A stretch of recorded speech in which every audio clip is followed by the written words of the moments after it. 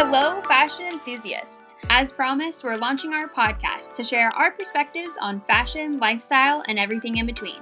This series, we're focusing on wellness and interviewing our head buyer and operations manager, Gina, that keeps our boutique running smoothly. Also, don't forget to follow our Instagram at Ambiance Slow and Ambiance Paso, and YouTube at Ambiance Boutiques to catch all the latest news and VIP promos.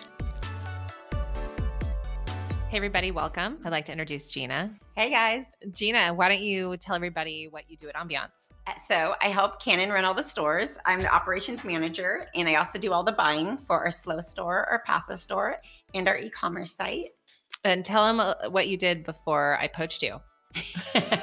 She did. I was working for a startup e-commerce company, so I had some of the knowledge, and Cannon knew that she wanted to turn her brick and mortar stores into something bigger and expand the company into e-commerce. So we've been doing that. Glad to have you on board. Glad to be on board. So she has a good story apparently about her husband. On the way here, I was traveling. We're doing the podcast at Cannon's house. So I was traveling this morning. I thought I'd call my husband on the ride and catch up with him. I haven't seen him in a few days. He's a firefighter. So he's heading home from work this morning. He gets off his shift at 8, but he said he had just left Ventura. And I asked why he was still there. And he said, well, he was traveling down the highway and sees a car accident and nobody was on scene yet. So he felt as his duty as a first responder was to pull over and help the family. So they have an application on their phone where they can see if somebody's responded. And he saw that engine 22 was already on the way. So he didn't have to call 911, but he went out to make sure everybody was okay.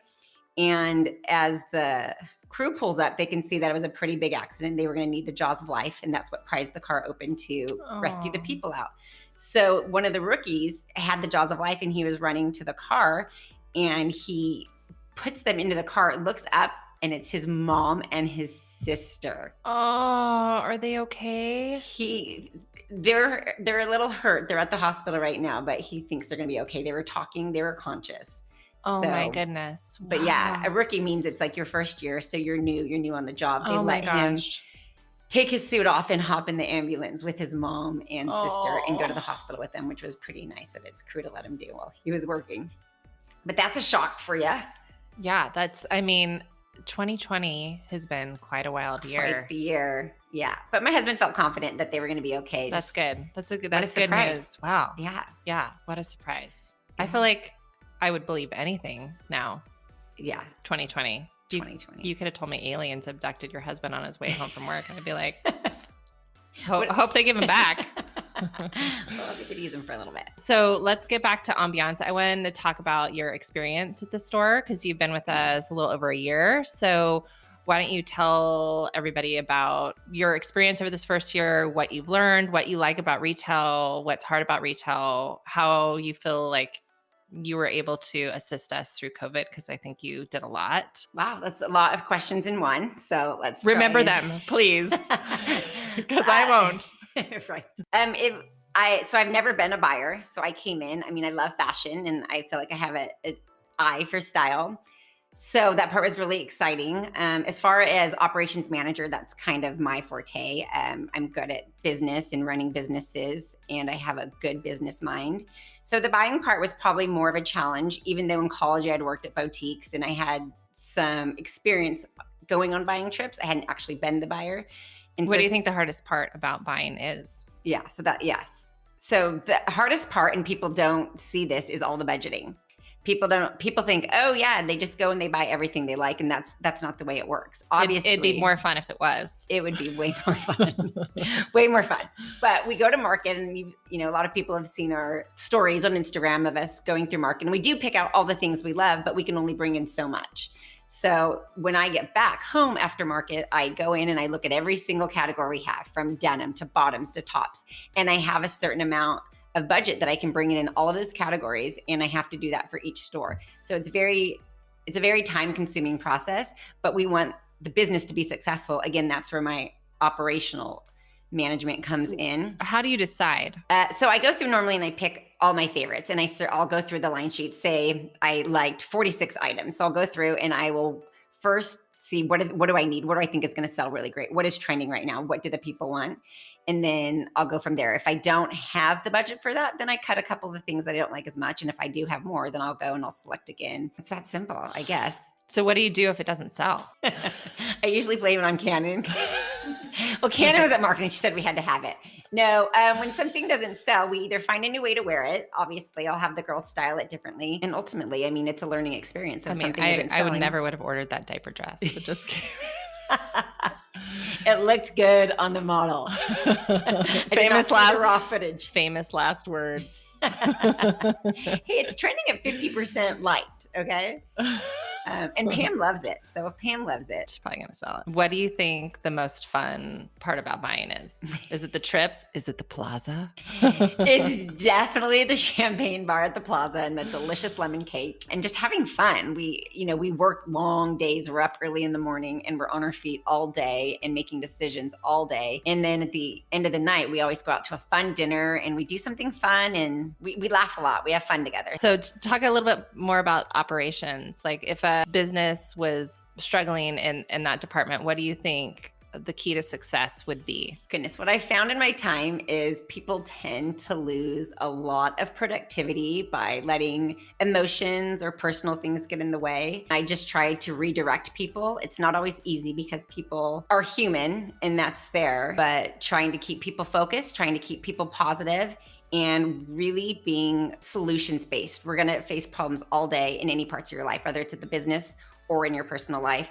And I think if we come with the approach of solving the problem and moving on, we lose a lot less productivity rather than focusing on that. So that's something I've probably done my whole life, from gymnastics in high school to college groups, working in groups in college, to all the companies that I work for, and just be focused on productivity and problem solving. Can you talk a little bit about how you view the world? Because I think it's very unique to you. And I think it's a huge asset to you and to the business. So it's like the stories when you hear, like the really, really rich person, they grew up not knowing they were rich and they wrote the story, or they had to write how many windows you have in your house, and every kid's like 8, 10, 12, and the kid writes 246. I didn't know when I was a kid that I was just a happy person. Like I thought everybody was happy. Everybody grew up happy. It took a while in life to realize that people suffer from depression or people have a lot of issues. And I didn't know that. And I think learning that throughout my life has made me more compassionate towards people. But I think I'm really lucky that I'm inherently a happy person. I look at the bright side of things. And I get that from my parents. My mom and my dad are both very optimistic people, very happy people, very hard workers. So I guess I didn't know any different. I thought everybody looked at the bright side of things.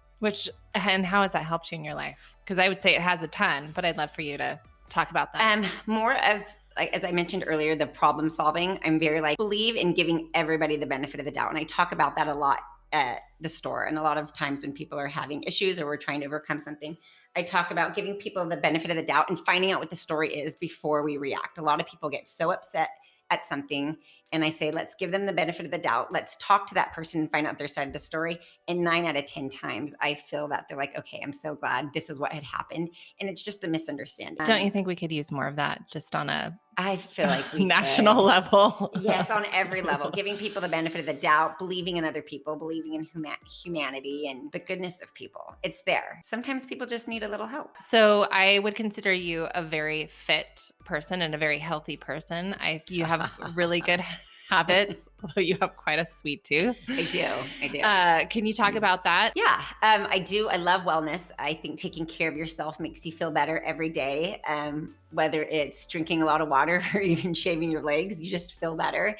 Talk about your snacky habits, because I think they're good. They're healthy. They're healthy. Yes. Well, I snack all day. And some people believe in fasting. Some people believe in always eating a big breakfast. I wake up in the morning and I don't drink coffee. I'll drink 2 pints of water. And to me, that water, the oxygen in the water, is what gives me energy to get through my day. And then mid-morning, I'll usually do a protein shake. Then I'll snack on a bar. At lunchtime, I try to do a salad with some protein in it. But after that, I need my little sugar. It kicks in right about after lunch. And I love candy. So I'm actually pretty good. I follow the 90-10 rule. While I eat healthy 90% of the time and 10% of the time is sugar, but every once in a while I'll fall into the 80-20 where I need a little more sugar and cupcakes and donuts. Yes, I've seen it. So I do love my dessert. I love my sweets, but I feel like it's a good balance. Is if you're working out and you're taking care of yourself. And what do you do to work out? How do you look so good, Gina? Yeah, clothes. Just put the clothes on top of it. I did a lot of yoga and Pilates, so I feel like I have a little foundation of what works for my body. And so I do stuff at home. I have a little area in my room with weights and a mat, and I do a lot of yoga and Pilates. And so you do it in the morning? I usually do it early in the morning. Well, not every morning. Too early for me. I try to do it 3 days a week. So I'm not a 5, 6, 7 day a week workout. I feel like my healthy balance is working out 3 days a week, but working out hard, like that 45 minutes to an hour, you can guarantee I am going to have full muscle fatigue and I'm going to have a high heart rate. So I don't just. And you walk to work, right? Because you live like 12 blocks from your work. I live 8 blocks, but if you can park 5 blocks closer, why wouldn't you drive? The thing is, when I'm done working out, I'm done. And I'm in cute little hills and I don't want to walk in them. So you might have to edit that out too. Thank you. I'm getting a little defensive now. Your car has an ego boost. It does. So what are your big fashion tips for people this fall? I'm already so far gone. Fall's already so out there. Oh, talk about that. Spring, you're buying for summer, and I'm buying for pre-fall of 2021 right now. So this season is so has been. But I can talk about what's in the store. And that is the problem. If you want to know what a buyer's problem is, you never know what season it is. Because what you're selling in store is one season. What the real season, the calendar season is different than the store season, which is different than the buying season. So I really get confused in my season sometimes. Right now, we're actually in fall. However, we're selling winter and holiday in the store, and I'm buying for spring, summer of 21, and even pre-fall of 2021. How do you project what's going to be popular then? So I like to follow a lot of other designers and kind of see what they're doing. Some designers that I love to watch would be like Balmain, Stella McCartney, The Row. I like to see what they're doing because they typically set trends for some of the ready-to-wear designers, whether it's going to be big buttons or shoulders, puffy shoulders. So kind of watching that to predict the trends. Also watching influencers on Instagram. What's your favorite brand in the store right now? I guess I'm wearing 2 Anina Bing pieces, so I could say her. My favorite denim is Redone, although I love a good mother. I love L'Agence. And so some feedback we get is that our store is expensive. What would you say to somebody who is commenting about that? You're going to hear that in any industry or anywhere. It's a matter of perspective, depending on what you're used to. Some people value what a good garment can do for you, how it can make you feel good, and how you can keep it for 10 years. When you buy a $250 sweater, it's a sweater that you never want to get rid of. It's a sweater that wears really well and something you'll wear for 10 years from now if it's taken care of. If you buy a sweater for $20, after it's washed one time, you'll lose the shape. So you have to think about the long term. How many $20 sweaters am I buying to get the use of that one $250 sweater that is made of really good quality? Share some beauty secrets with our audience. Beauty secrets? Well, they're secrets for a reason. Besides Botox. It's been a while. Botox is definitely a secret. I'm all about admitting the things that we do. 40-year-olds should have wrinkles, and if they don't, they're doing Botox. What are my other beauty secrets? I guess lots of water, being active, being happy. Honestly, I feel like perspective is huge for not only wellness, but for beauty. I feel like people... What you think about, you bring about. I say that all the time. Cannon's favorite saying. I've heard it more than 400 times. So it must be. And it's still not old. It's not old. It is. It's perspective. And I think that brings about confidence. And I feel like confidence is a huge part of beauty. It's not just about being attractive. You can see attractive people who, are very negative or don't have the inner beauty. Yes, that's what I'm trying to say. Thank you. The inner beauty. They don't necessarily have the inner beauty, so it doesn't shine out. So I just feel like confident people, healthy people, happy people who are able to put things into perspective tend to have a little bit more. Like that's what does Audrey Hepburn say? She has that one good quote. It's a really good one. It's about inner beauty. It's not coming to my mind right now, but it's so true. And I read it when I was very young. And I remember thinking it doesn't matter necessarily what you look like. It's how you treat other people. I remember reading one time how people who aren't necessarily physically beautiful, but treat other people like they're beautiful, people tend to find them, oh, she's such a beautiful woman. She's such a beautiful girl. And they're described as being beautiful because they treat other people in a beautiful way. And I think that's most important.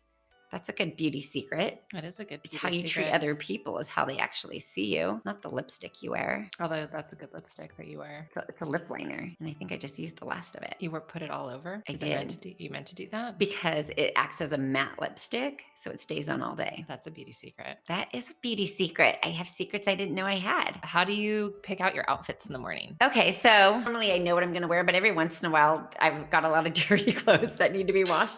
So I will look on Pinterest and for some outfit inspiration. Oh. Stuff in my closet. I'll type in like that I haven't worn in a long time and I'll put like white button-up shirt outfit. And then I'll see the ways they've styled them, whether it's with a silk skirt or a pair of distressed denim. And it'll just give me a fresh idea of something that I haven't worn in a while. I love that.